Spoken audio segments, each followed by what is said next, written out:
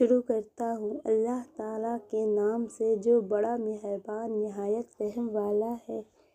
تمام تعریفیں اسی اللہ کے لیے سزاوار ہیں جس نے اپنے بندے پر یہ قرآن اتارا اور اس میں کوئی کسر باقی نہ چھوڑی بلکہ ہر طرح سے ٹھیک ٹھاک رکھا تاکہ اپنے پاس کی سخت سزا سے ہوشیار کر دے اور ایمان لانے اور نیک عمل کرنے والوں کو خوشخبری سنا دے۔ ان کے لیے بہترین بدلہ ہے جس میں وہ ہمیشہ ہمیشہ رہیں گے۔ اور ان لوگوں کو بھی ڈرا دے جو کہتے ہیں کہ اللہ تعالیٰ اولاد رکھتا ہے۔ در حقیقت نہ تو خود انہیں اس کا علم ہے اور نہ ان کے باپ دادوں کو۔ یہ تہمت بڑی بری ہے جو ان کے منہ سے نکل رہی ہے۔ وہ نرا جھوٹ بک رہے ہیں۔ بس اگر یہ لوگ اس بات پر ایمان نہ لائیں تو کیا آپ ان کے پیچھے اسی رنج میں اپنی جان ہلاک کر ڈالیں گے؟ روئے زمین پر جو کچھ ہے ہم نے اسے زمین کی رونق کا باعث بنایا ہے کہ ہم انہیں آزما لیں کہ ان میں سے کون نیک اعمال والا ہے۔ اس پر جو کچھ ہے ہم اسے ایک ہموار صاف میدان کر ڈالنے والے ہیں۔ کیا تو اپنے خیال میں غار اور قطبے والوں کو ہماری نشانیوں میں سے کوئی بہت عجیب نشانی سمجھ رہا ہے؟ ان چند نوجوانوں نے جب غار میں پناہ لی تو دعا کی کہ اے ہمارے پروردگار، ہمیں اپنے پاس سے رحمت عطا فرما اور ہمارے کام میں ہمارے لیے راہیابی کو آسان کر دے۔ بس ہم نے ان کے کانوں پر گنتی کے کئی سال تک اسی غار میں پردے ڈال دیے۔ پھر ہم نے انہیں اٹھا کھڑا کیا کہ ہم یہ معلوم کر لیں کہ دونوں گروہوں میں سے اس انتہائی مدت کو جو انہوں نے گزاری کسی نے۔ پھر ہم نے انہیں اٹھا کھڑا کیا کہ ہم یہ معلوم کر لیں کہ دونوں گروہوں میں سے اس انتہائی مدت کو جو انہوں نے گزاری کس نے زیادہ یاد رکھی ہے۔ ہم ان کا صحیح واقعہ تیرے سامنے بیان فرما رہے ہیں۔ یہ چند نوجوان اپنے رب پر ایمان لائے تھے اور ہم نے ان کی ہدایت میں ترقی دی تھی۔ ہم نے ان کے دل مضبوط کر دیے تھے۔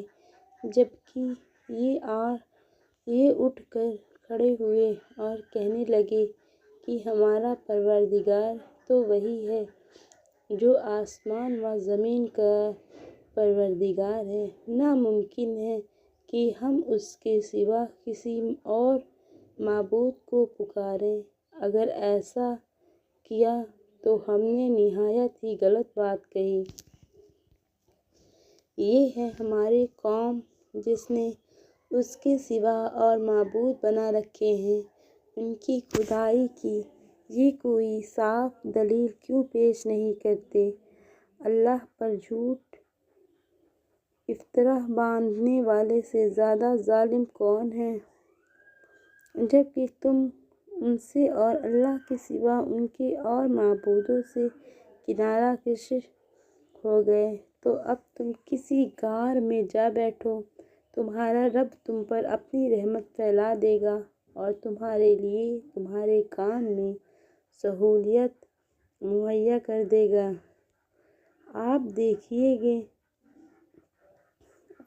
دیکھیں گے کہ آفتاب بوقت طلوع ان کے غار سے دائیں جانب کو جھک جاتا ہے اور بوقت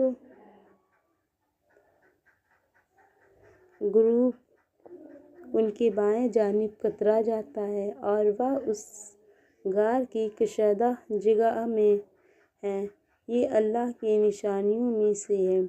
اللہ تعالیٰ جس کی رہبری فرمائے وہ راہ راست پر ہے اور جسے وہ گمراہ کر دے ناممکن ہے کہ آپ اس کا کوئی کارساز اور رہنما پا سکیں۔ آپ خیال کرتے ہیں کہ وہ بیدار ہیں، حالانکہ وہ سوئے ہوئے تھے۔ خود ہم ہی انہیں دائیں بائیں کروٹیں دلایا کرتے تھے۔ ان کا کتا بھی چوکھٹ پر اپنے ہاتھ پھیلائے ہوئے تھا۔ اگر آپ جھانک کر انہیں دیکھنا چاہتے تو ضرور الٹے پاؤں بھاگ کھڑے ہوتے اور ان کے ریپ سے آپ پر دہشت چھا جاتی۔ اسی طرح ہم نے انہیں جگا کر اٹھا دیا کہ آپس میں پوچھ گچھ کر لیں۔ ایک کہنے والے نے کہا کہ کیوں بھائی تم کتنی دیر ٹھہرے رہے؟ انہوں نے جواب دیا کہ ایک دن یا ایک دن سے بھی کم۔ کہنے لگے کہ تمہارے ٹھہرے رہنے کا وجوبی علم اللہ تعالیٰ ہی کو ہے۔ اب تو تم اپنے میں سے کسی کو اپنی یا چاندی دے کر شہر بھیجو، وہ خوب دیکھ بھال لے کہ شہر کا کون سا کھانا پاکیزہ تر ہے، پھر اسی میں سے تمہارے کھانے کے لیے لے آئے، اور وہ بہت احتیاط اور نرمی برتے اور کسی کو تمہاری خبر نہ ہونے دے۔ اگر یہ کافر تم پر غلبہ پا لیں تو تمہیں سنگسار کر دیں گے یا تمہیں پھر اپنے دین میں لوٹا لیں گے اور پھر تم کبھی بھی کامیاب نہ ہو سکو گے۔ ہم نے اسی طرح لوگوں کو ان کے حال سے آگاہ کر دیا کہ وہ جان لیں کہ اللہ کا وعدہ بالکل سچا ہے اور قیامت میں کوئی شک و شبہ نہیں۔ جبکہ وہ اپنے امر میں آپس میں اختلاف کر رہے تھے، کہنے لگے ان کے غار پر ایک عمارت بنا لو اور ان کا رب بھی ان کے حال کا زیادہ عالم ہے۔ جن لوگوں نے ان کے بارے میں غلبہ پایا وہ کہنے لگے کہ ہم تو ان کے آس پاس مسجد بنا لیں گے۔ کچھ لوگ تو کہیں گے کہ اصحاب کہف 3 تھے اور چوتھا ان کا کتا تھا، کچھ کہیں گے کہ 5 تھے اور چھٹا ان کا کتا تھا۔ غیب کی باتوں میں اٹکل چلاتے ہیں۔ کچھ کہیں گے کہ وہ 7 ہیں، 8واں وہ ان کا کتا ہے۔ آپ کہہ دیجئے کہ میرا پروردگار ان کی تعداد کو بخوبی جاننے والا ہے، انہیں بہت ہی کم لوگ جانتے ہیں۔ بس آپ ان کے مقدمے میں صرف سرسری گفتگو ہی کریں اور ان میں سے کسی سے ان کے بارے میں پوچھ گچھ بھی نہ کریں، اور ہرگز کسی کام پر یوں نہ کہنا کہ میں اسے کل کروں گا، مگر ساتھ ہی انشاءاللہ کہہ لینا، اور جب بھی بھولے اپنے پروردگار کی یاد کر لیا کرنا اور کہتے رہنا کہ مجھے پوری امید ہے کہ میرا رب مجھے اس سے بھی زیادہ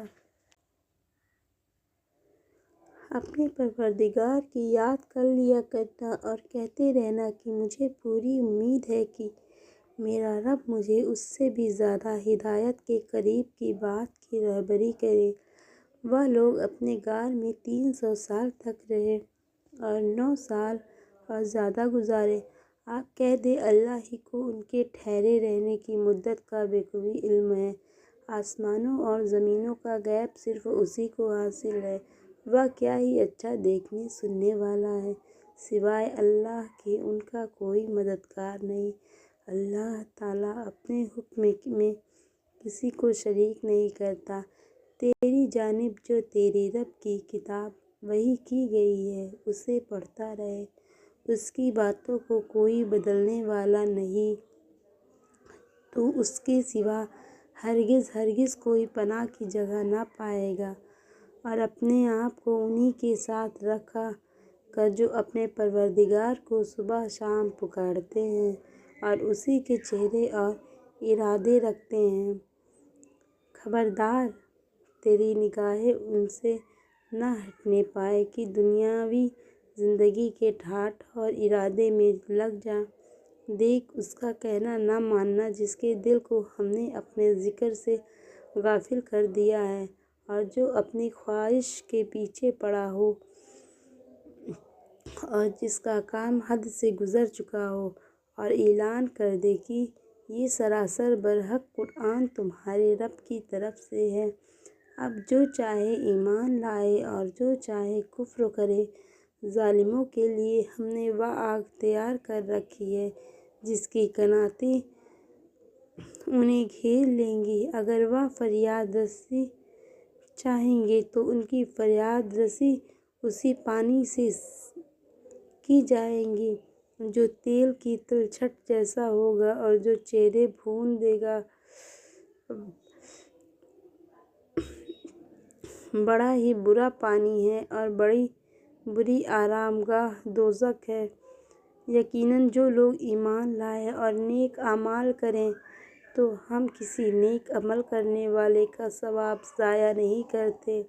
ان کے لیے ہمسگی والی جنتیں ہیں، ان کے نیچے سے نہریں جاری ہوں گی، وہاں یہ سونے کے کنگن پہنائے جائیں گے اور سبز رنگ کے نرم و باریک موٹے ریشم کے لباس پہنیں گے، وہاں تختوں کے اوپر تکیے لگائے ہوئے ہوں گے۔ کیا خوب بدلہ ہے اور کسی قدر عمدہ آرام گاہ ہے۔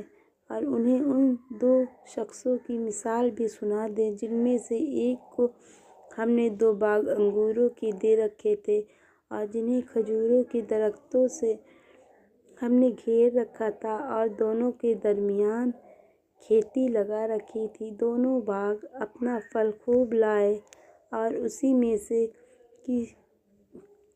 کسی طرح کی کمی نہ کی، اور ہم نے ان باغوں کے درمیان نہر جاری کر رکھی تھی۔ الغرض اس کے پاس میوے تھے۔ ایک دن اس نے باتوں ہی باتوں میں اپنے ساتھی سے کہا کہ میں تجھ سے زیادہ مالدار ہوں اور جتھے کے اعتبار سے بھی زیادہ مضبوط ہوں۔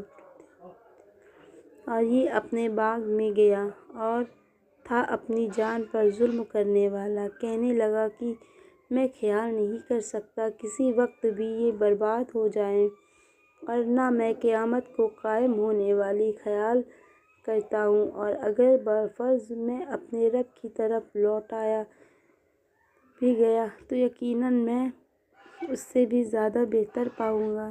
اس کے ساتھی نے اس سے باتیں کرتے ہوئے کہا کہ کیا تو اس سے کفر کرتا ہے جس نے تجھے مٹی سے پیدا کیا، پھر نطفے سے، پھر تجھے پورا آدمی بنا دیا؟ لیکن میں تو عقیدہ رکھتا ہوں کہ وہی اللہ میرا پروردگار ہے، میں اپنے رب کے ساتھ کسی کو شریک نہ کروں گا۔ تو نے اپنے باغ میں جاتے وقت کیوں نہ کہا اللہ کا چاہا ہونے والا ہے، کوئی طاقت نہیں مگر اللہ کی مدد سے۔ اگر تو مجھے مال و اولاد میں اپنے سے کم دیکھ رہا ہے، بہت ممکن ہے کہ میرا رب مجھے تیرے اس باغ سے بھی بہتر دے اور اس پر آسمانی عذاب بھیج دے تو یہ چٹیل اور چکنا صاف میدان بن جائے، یا اس کا پانی نیچے اتر جائے اور تیرے بس میں نہ رہے تو اسے ڈھونڈ لائے اور اس کے پھل کھیر لیے گئے، بس وہ اپنے اس خرچ پر جو اس نے اس میں کیا تھا اپنے ہاتھ ملنے لگا، اور وہ باغ تو اندھا الٹا پڑا تھا اور یہ کہہ رہا تھا کہ کاش میں اپنے رب کے ساتھ کسی کو بھی شریک نہ کرتا۔ اس کی حمایت میں کوئی جماعت نہ اٹھی کہ اللہ سے اس کا کوئی بچاؤ کرتی، اور نہ وہ خود ہی بدلہ لینے والا بن سکا۔ یہیں سے ثابت ہے کہ ایک اختیارات اللہ برحق کے لیے ہے، وہ ثواب دینے اور انجام کے اعتبار سے بہت ہی بہتر ہے۔ ان کے سامنے دنیا کی زندگی کی مثال بیان کرو، جیسے پانی جسے ہم آسمان سے اتارتے ہیں اور اس سے زمین کا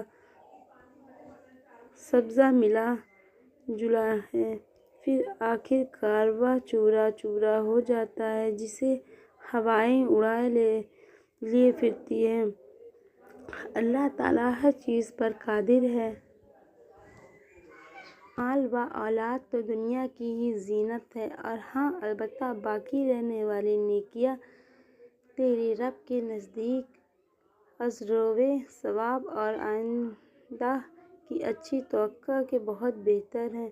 اور جس دن ہم پہاڑوں کو چلائیں گے اور زمین کو تو صاف کھلی ہوئی دیکھے گا، اور تمام لوگوں کو ہم اٹھا اکٹھا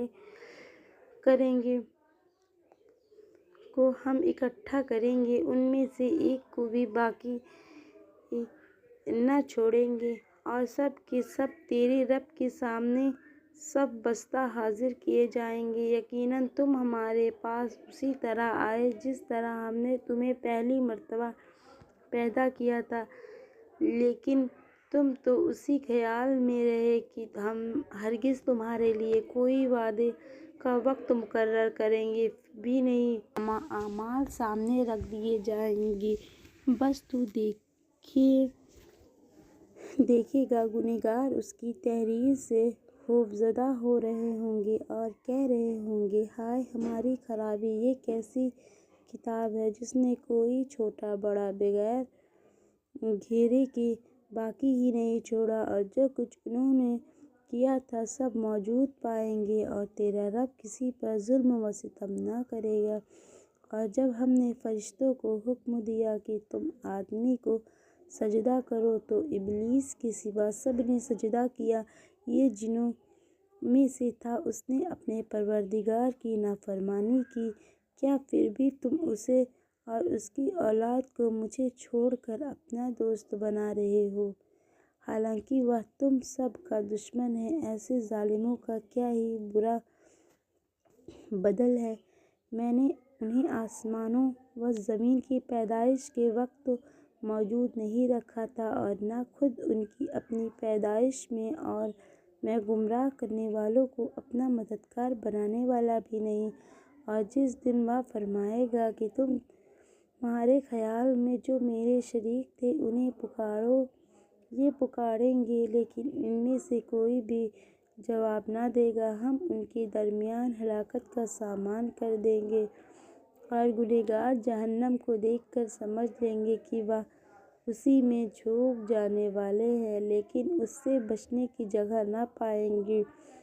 ہم نے اس قرآن میں ہر طریقے سے تمام کی تمام مثالیں لوگوں کے لیے بیان کر دی ہیں، لیکن انسان سب سے زیادہ جھگڑالو ہے۔ لوگوں کے پاس ہدایت آ چکنے کے بعد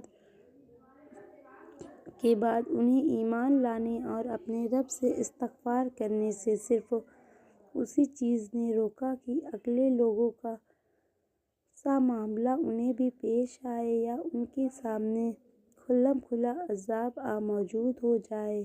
ہم تو اپنے رسولوں کو صرف اس لیے بھیجتے ہیں کہ وہ خوشخبریاں سنا دیں اور ڈرا دیں۔ کافی لوگ باطل کے سہارے جھگڑتے ہیں اور کہ اس کے حق کو لڑ کھڑا دیں۔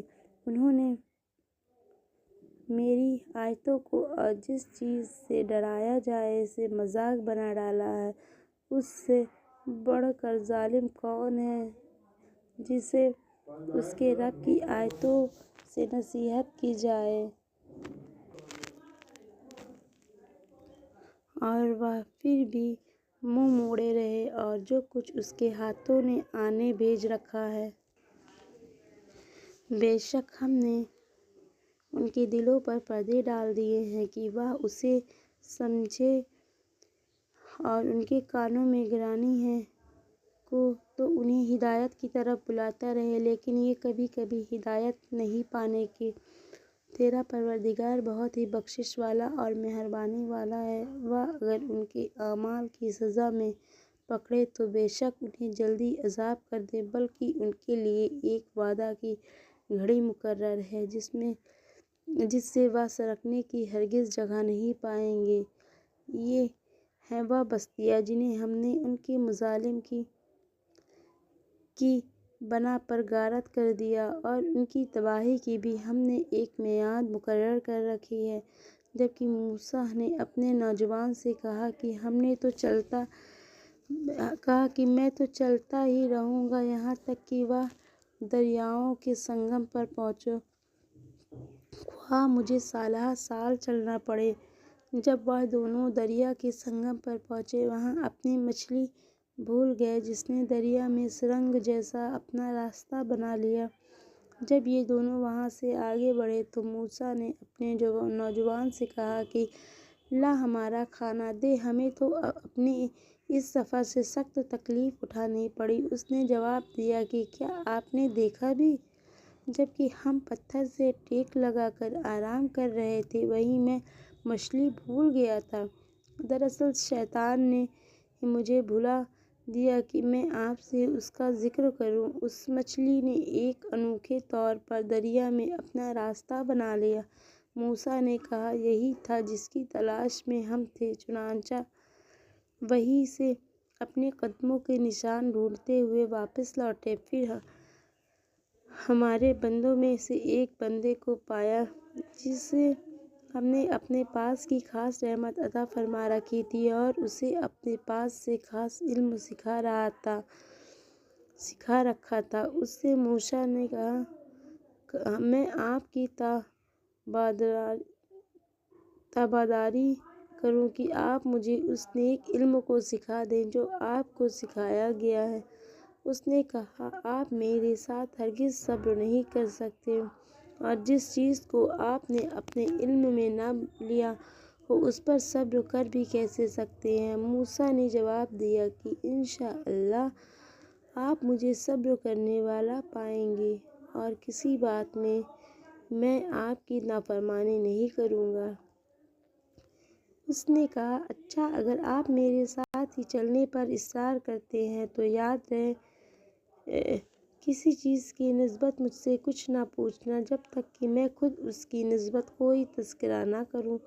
پھر وہ دونوں چلے، یہاں تک کہ ایک کشتی میں سوار ہوئے تو اس نے اس کے تختے توڑ دیے۔ موسیٰ نے کہا کیا آپ اسے توڑ رہے ہیں تاکہ کشتی والوں کو ڈبا دیں؟ یہ تو آپ نے بڑی خطرناک بات کر دی۔ اس نے جواب دیا میں نے تو پہلے ہی تجھ سے کہہ دیا تھا کہ میرے ساتھ ہرگز صبر نہ کر سکے گا۔ موسیٰ نے جواب دیا کہ میرے بھول پر مجھے نہ پکڑیے اور مجھے اپنے کام میں تنگی نہ ڈالیے۔ پھر دونوں چلے، یہاں تک کہ ایک لڑکے کو پایا، اس نے اسے مار ڈالا۔ موسیٰ نے کہا کہ کیا آپ نے ایک پاک جان کو بغیر کسی جان کے عوض مار ڈالا؟ بے شک آپ نے تو بڑی ناپسندیدہ حرکت کی۔ وہ کہنے لگے کہ میں نے تم سے نہیں کہا تھا کہ تم میرے ہمراہ رہ کر ہرگز صبر نہیں کر سکتے؟ موسیٰ علیہ السلام نے جواب دیا اگر اب اس کے بعد میں آپ سے کسی چیز کے بارے میں سوال کروں تو بے شک آپ مجھے اپنے ساتھ نہ رکھنا، یقیناً آپ میری طرف سے عذر کو پہنچ چکے۔ پھر دونوں چلے، ایک گاؤں والوں کے پاس آ کر ان سے کھانا طلب کیا تو انہوں نے ان کی مہمانداری سے صاف انکار کر دیا۔ دونوں نے وہاں ایک دیوار پائی جو گرا ہی چاہتی تھی، اس نے اسے ٹھیک اور درست کر دیا۔ موسیٰ علیہ السلام کہنے لگے اگر آپ چاہتے تو اس پر اجرت لے لیتے۔ اس نے کہا بس یہ جدائی ہے میرے اور تیرے درمیان، اب میں تجھے ان باتوں کی اصلیت بھی بتا دوں گا جس پر تجھ سے صبر نہ ہو سکا۔ کشتی تو چند مسکینوں کی تھی جو دریا میں کام کاج کرتے تھے، میں نے اس میں سے کچھ توڑ پھوڑ کرنے کا ارادہ کر لیا کیونکہ ان کے آگے ایک بادشاہ تھا جو ہر ایک کشتی کو جبراً ضبط کر لیتا تھا اور اس لڑکے کے ماں باپ ایمان والے تھے۔ ہمیں خوف ہوا کہ کہیں یہ انہیں اپنی سرکشی اور کفر سے عاجز و پریشان نہ کر دیں، اس لیے ہم نے چاہا کہ انہیں ان کا پروردگار اس کے بدلے اس سے بہتر پاکیزگی والا اور اس سے زیادہ محبت پیار والا بچہ عنایت فرمائے۔ دیوار کا قصہ یہ ہے کہ اس شہر میں دو یتیم بچے ہیں جن کا خزانہ ان کی اس دیوار کے نیچے دفن ہے۔ ان کا باپ بڑا نیک شخص تھا، تو تیرے رب کی چاہت تھی کہ یہ دونوں یتیم اپنی جوانی کی عمر میں آ کر اپنا یہ خزانہ تیرے رب کی مہربانی اور رحمت سے نکال لیں۔ میں نے اپنی رائے سے کوئی کام نہیں کیا، یہ تھی اصل حقیقت۔ ان واقعات کے جن پر آپ سے صبر نہ ہو سکا۔ آپ سے ذوالقرنین کا واقعہ یہ لوگ دریافت کر رہے ہیں۔ آپ کہہ دیجیے کہ میں ان کا تھوڑا سا حال تمہیں پڑھ کر سناتا ہوں۔ ہم نے اسے زمین میں قوت عطا فرمائی تھی اور اسے ہر چیز کے سامان بھی عنایت کر دیے تھے۔ وہ ایک راہ کے پیچھے لگا یہاں تک کہ سورج ڈوبنے کی جگہ پہنچ گیا اور اسے ایک دلدل کے چشمے میں غروب ہوتا ہوا پایا اور اس چشمے کے پاس ایک قوم کو بھی پایا۔ ہم نے فرما دیا کہ اے ذوالقرنین، یا تو انہیں تکلیف پہنچائے یا ان کے بارے میں تو کوئی بہترین روش اختیار کرے۔ اس نے کہا کہ جو ظلم کرے گا اسے تو ہم بھی اب سزا دیں گے، پھر وہ اپنے پروردگار کی طرف لوٹایا جائے گا اور وہ اسے سخت تر عذاب دے گا۔ ہاں، جو ایمان لائے اور نیک اعمال کرے اس کے لیے تو بدلے میں بھلائی ہے اور ہم اسے اپنے کام میں بھی آسانی کا حکم دیں گے۔ پھر وہ اور راہ کے پیچھے لگا یہاں تک کہ جب سورج نکلنے کی جگہ تک پہنچا تو اسے ایک ایسے قوم پر نکلتا پایا کہ ان کے لیے ہم نے اس سے اور کوئی اونٹ نہیں بنائی۔ واقعہ ایسا ہی ہے اور ہم نے اس کے پاس کی کل خبروں کا احاطہ کر رکھا ہے۔ وہ پھر ایک سفر کے سامان میں لگا یہاں تک کہ جب وہ دو دیواروں کے درمیان پہنچا، ان دونوں کے پرے اس نے ایک ایسی قوم پائی جو بات سمجھنے کے قریب بھی نہ تھی۔ انہوں نے کہا، اے ذوالقرنین، یاجوج ماجوج اس ملک میں فسادی ہیں، تو کیا ہم آپ کے لیے کچھ خرچ کا انتظام کر دیں؟ آپ ہمارے اور ان کے درمیان ایک دیوار بنا دیں۔ اس نے جواب دیا کہ میرے اختیار میں میرے پروردگار نے جو دے رکھا ہے وہی بہتر ہے۔ تم صرف قوت طاقت سے میری مدد کرو، میں تم میں اور ان میں مضبوط حجاب بنا دیتا ہوں۔ مجھے لوہے کی چادر لا دو۔ یہاں تک کہ جب ان دونوں پہاڑوں کے درمیان دیوار برابر کر دی تو حکم دیا کہ آگ تیز چلاؤ۔ تا وقت کیا لوہے کی ان چادروں کو بالکل آگ کر دیا تو فرمایا، میرے پاس لاؤ، اس پر پگھلا ہوا تانبا ڈال دو۔ بس تو ان میں اس کے دیوار کے اوپر چڑھنے کی طاقت تھی اور نہ اس میں کوئی سوراخ کر سکتے تھے۔ کیا یہ صرف میرے رب کی مہربانی ہے؟ ہاں، جب میرے رب کا وعدہ آئے گا تو اسے زمین بوس کر دے گا۔ بے شک میرے رب کا وعدہ سچا اور حق ہے۔ اس دن ہم انہیں آپس میں ایک دوسرے میں گڈمڈ ہوتے ہوئے چھوڑ دیں گے اور سور پھونک دیا جائے گا، بس سب کو اکٹھا کر کے ہم جمع کر لیں گے۔ اس دن ہم جہنم کو بھی کافروں کے سامنے لا کھڑا کر دیں گے، جن کی آنکھیں میرے یاد سے پردے میں تھیں اور سن بھی نہیں سکتے تھے۔ کیا کافر یہ خیال کیے بیٹھے ہیں کہ میرے سوا وہ میرے بندوں کو اپنا حمایتی بنا لیں گے؟ سنو، ہم نے تو ان کفار کی مہمانی کے لیے جہنم کو تیار کر رکھا ہے۔ کہہ دیجیے کہ اگر میں تمہیں بتا دوں کہ باعتبار اعمال سب سے زیادہ خسارے میں کون ہیں، وہ ہیں کہ جن کی دنیاوی زندگی کی تمام تر کوششیں بیکار ہو گئیں اور وہ اسی گمان میں رہے کہ وہ بہت اچھے کام کر رہے ہیں۔ یہی وہ لوگ ہیں جنہوں نے اپنے پروردگار کی آیتوں اور اس کی ملاقات سے کفر کیا، اس لیے ان کے اعمال غارت ہو گئے۔ بس قیامت کے دن ہم ان کا کوئی وزن قائم نہ کریں گے۔ حال یہ ہے کہ ان کا بدلہ جہنم ہے، کیونکہ انہوں نے کفر کیا اور میری آیتوں اور میرے رسولوں کا مذاق میں اڑایا۔ جو لوگ ایمان لائے اور انہوں نے کام بھی اچھے کیے، یقیناً ان کے لیے الفردوس کے باغات کی مہمانی ہے، جہاں وہ ہمیشہ رہا کریں گے، جس جگہ کو بدلنے کا کبھی بھی ان کا ارادہ ہی نہ ہوگا۔ کہہ دیجیے، اگر میرے پروردگار کی باتوں کے لکھنے کے لیے سمندر سیاہی بن جائے تو وہ بھی میرے رب کی باتوں کے ختم ہونے سے پہلے ہی ختم ہو جائے گا۔ گو ہم اسی جیسا اور بھی اس کی مدد میں لے آئیں۔ آپ کی دیجیے کہ میں تو تم جیسا ہی ایک انسان ہوں۔ میری جانب وحی کی جاتی ہے کہ سب کا معبود صرف ایک ہی معبود ہے۔ تو جسے بھی اپنے پروردگار سے ملنے کی آرزو ہو اسے چاہیے کہ نیک اعمال کرے اور اپنے پروردگار کی عبادت میں کسی کو بھی شریک نہ کرے۔